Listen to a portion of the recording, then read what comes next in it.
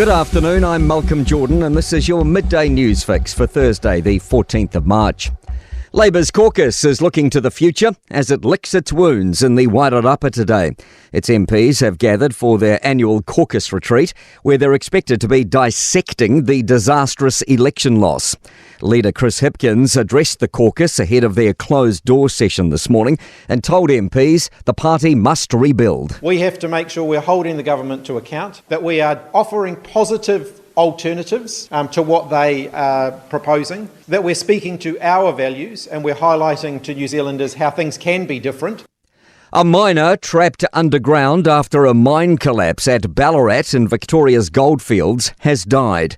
2 workers were pinned by falling rocks at the Mount Clear mine yesterday. One's been confirmed dead, while a 21-year-old remains in hospital with critical injuries. 25 other miners managed to take refuge in a safety pod during the collapse and were successfully rescued. Ballarat Mayor Des Hudson says it's tragic news. That's not what we want for any worker, that any worker who goes to work will return home to their loved ones at the end of the day. And unfortunately, as this has unfolded, that's not the case for this particular miner. Frustrations mounting in the health system as it starts to collapse from the bottom up. Health Minister Shane Reti has set a timeframe of 2030 for his 5 targets announced last week. But Northcote A&E Medical Director Peter Boot says this will be too late.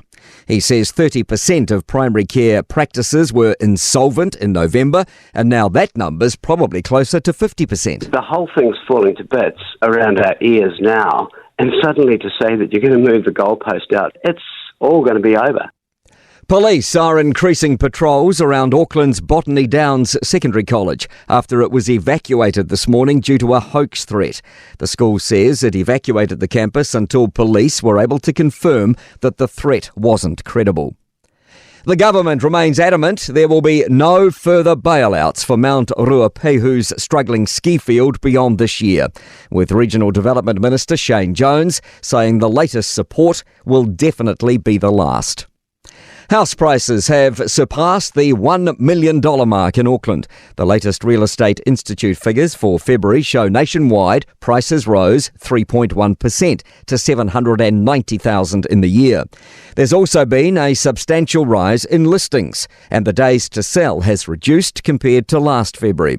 Chief Executive Jen Baird says the election brought some certainty, and government changes around landlords' interest deductibility have had an impact. We're still in an environment, though, with relatively high interest rates. So, yes, those things are removing disincentives for property investors, but we're still dealing with an expensive market to be in.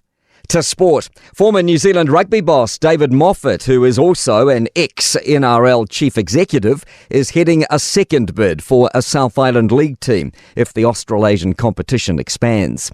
Paris Mayor Anne Hidalgo wants Russian athletes banned from the Olympics in the French capital. However, she's okay with Israelis taking part because they are from a democracy, in reference to the warring nations. Cyclist Jack Bauer has reached the finish line on a professional career stretching back 14 years, 11 of which were riding on the World Tour. I'm Malcolm Jordan. That's your latest news fix. We'll be back with the next update at 5 p.m. from the Newstalk ZB newsroom.